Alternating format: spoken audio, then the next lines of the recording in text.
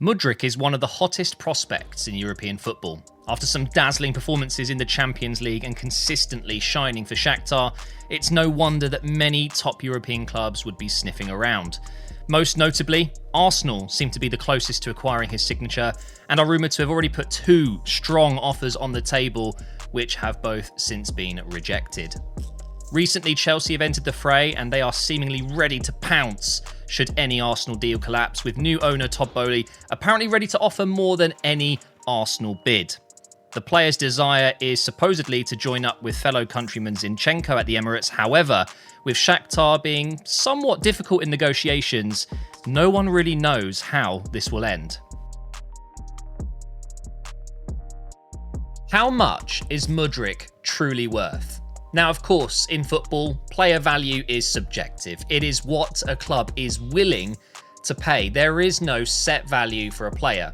However, you can get a steer in the right direction when you look at their stats, when you look at their nation, their experience, their history.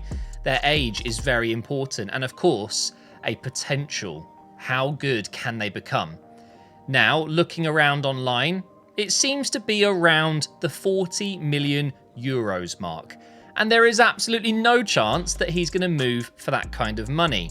But 40 million is a rough indication. But as I said, he is worth a lot more than that to clubs like Arsenal, Chelsea. We're looking at over 70 to 80 million pounds. Even more in euros, slightly more in euros. It's a scary amount of money for a player that, let's face it, is 21 years old, hasn't got much experience at the top level. You're paying, basically hoping that you're buying a star in the future. So here's the thing, and this is where my opinion comes into play. As an Arsenal fan, I've gotten used to Arsenal transfer market dealings over the last few decades. Things have changed very recently. We do seem to be much more powerful and much more effective in transfer windows. We're getting the job done. We're targeting players and we're getting those players in. Of course, we don't hear about every single negotiation. I'm sure there are examples of players that we did want but weren't able to get across the line. But one thing I've learned is we're not a naive club anymore. I don't believe that Arsenal will go into a bidding war. And we've got some updates here. Chelsea's interest in Mudryk does not worry Arsenal. The Gunners remain optimistic. I believe that's because he doesn't want Chelsea, he wants Arsenal. Shakhtar still want more money, around 80 million euros, seemingly the key value there. Arsenal's second bid was under 70 million euros. But even if we do go into a third bid with Shakhtar, I have a feeling it might just be the final offer, take it or leave it. And of course, everyone's favourite journalist in the sport, Fabrizio Romano, has been very active on social media regarding the transfer. Apparently, the Shakhtar Donetsk Goretzka Cerner, I don't know if that's how you actually pronounce his name, but great player, by the way. He's expected at the stadium for Chelsea versus Man City on Thursday, so that's an interesting one. Chelsea and Shakhtar will discuss about Mudryk in the next 24 hours. Also, Arsenal remain in direct talks and the player's current priorities. So I think that basically confirms what I had just said. I don't believe that Mudryk wants Chelsea, but the thing is, it's not, sadly, not up to him. If Shakhtar don't want to sell to Arsenal and they're willing to sell to Chelsea because the money's there, he might not have a choice. But of course, he still has to agree a contract with Chelsea. And it just seems like, at least for now, as things stand, he doesn't want that. He wants to join Arsenal. He wants to team up with his fellow countryman, Zinchenko, at the mighty Emirates. So where does Mudryk play? He is, I would say, a left winger, but he can play through the middle. He can play slightly deeper as a left midfielder if he needs to.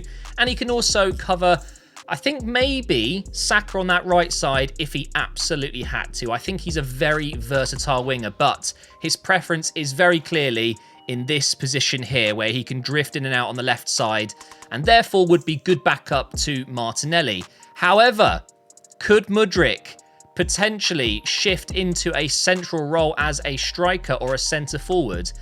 I don't think so. What we're going to see with Mudryk coming in is not only back up to Saka on the right side, but more so back up to Martinelli, who could eventually drift into a central role, I think Eddie Nketiah has done a very good job replacing the injured Jesus. However, if Mudryk was to come in, and we're going to take a look at some of his stats here in comparison with two Arsenal players and two of the best wingers in world football right now of a similar age, I truly believe that if Martinelli was moved through the middle and Mudryk was played on the left side, we would see the best of him. And as you can see here, he's actually got the most assists with 7 compared with Martinelli, Saka, Vinicius Jr. and Musiala. You could argue that Musiala does play through the middle a lot, but we're talking about some of the best young players, including 2 that already play at the club, that looks to be nearest to signing him.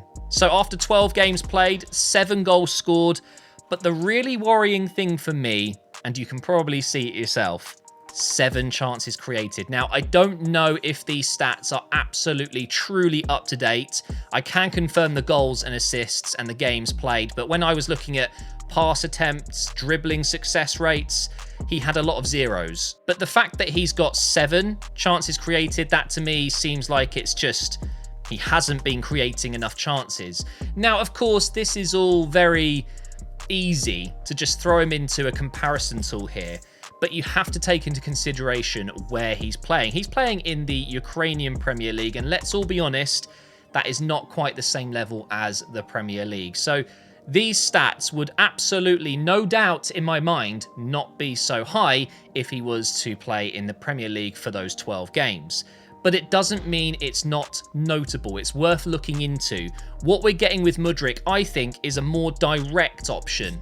We're not going to get someone, at least straight away, that's going to be sitting back, creating chances and offering tons and tons of chances to our other forward players. But what you're going to get is someone who just gets an assist out of nowhere and just scores out of nowhere. A game winner, a game changer.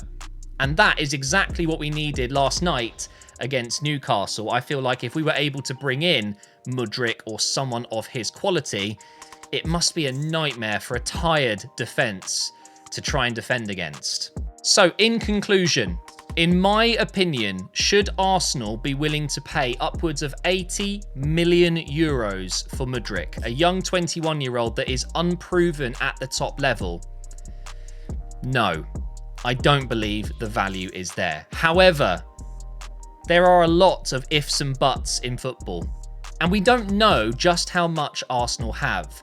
But when you look at it from a wider perspective, you look at it financially and the risk that the club are potentially taking for a player that doesn't necessarily fill a gap in our team right now, it does seem like a very, very high-risk move. Is the Chelsea interest real? Are they actually interested in signing Mudryk, or is this a tactic from our London rivals to make us pay more? Maybe the deal would have been a lot cheaper if Chelsea didn't pipe up. I think they are absolutely interested in Mudryk, because who wouldn't be? But there is no way, with the rumours that they're about to spend 120 odd million euros on Enzo Fernandez, who was the young player of the tournament at the World Cup, I don't see how they're going to justify spending another 80, 85 million euros on top for Mudryk. However, they, I believe, need Mudryk more than Arsenal do. It's going to be an interesting one. I think I'm 60% no, 40% yes, because I'm going to be honest with you guys, it is an exciting prospect. The idea of having a player that his old coach, who now is manager at Brighton, he said he's going to be a Ballon d'Or winner, potentially. This is a top young player we're talking about. He is lethal. He is powerful. He's fast. And with the right coaching, with Arteta right behind him, he could do some serious damage in his career. But we should be very careful. We've already been burnt with the Pepe deal. Could this be a mistake? We will soon find out. Thank you for watching, and I will see you soon. Now, before you go, guys, I wanted to say a massive thank you for watching this video since I made my channel update. A lot of kind words and support from you guys. It meant a lot. I've been thinking about changing up my content for a few months now, and with New Year's, I decided now was the time, but I was nervous. I wanted to make some different content, and I didn't know what. And I woke up today and I thought, what's on my mind? Mudryk. I'm going to make a video talking about Mudryk, and I'm going to change the way I make the video. I'm going to do a different edit. I'm going to make it just completely different to what I would normally do. And I'm hoping that you guys watching this right now enjoyed this type of content. And if you did, please do leave a like. And if we can get over 1,500 likes, I think that's a good start, and I would really appreciate your time. It takes 2 seconds. Click that like button and let me know that you're happy to watch content like this. I think in the future, my channel is going to be 30% football and then 70% FIFA career mode. I think that's where I'm going to land. I want to make more videos like this, whether it's transfers, whether it's just stories about football. It doesn't matter to me. If it's something I'm interested in and it's something that I want to talk about, I'll make a video on it. And then I can still do my career mode stuff. And, you know, I've already got some ideas for some new series and challenges and things like that. So hopefully you guys are going to stick around. I'm hoping I didn't scare anyone off by saying you're going to get a new MGH. But I'm really excited about the rest of this year. And this is the first new video. And I'm hoping you guys really enjoyed it. All the best, and see you for a new one soon.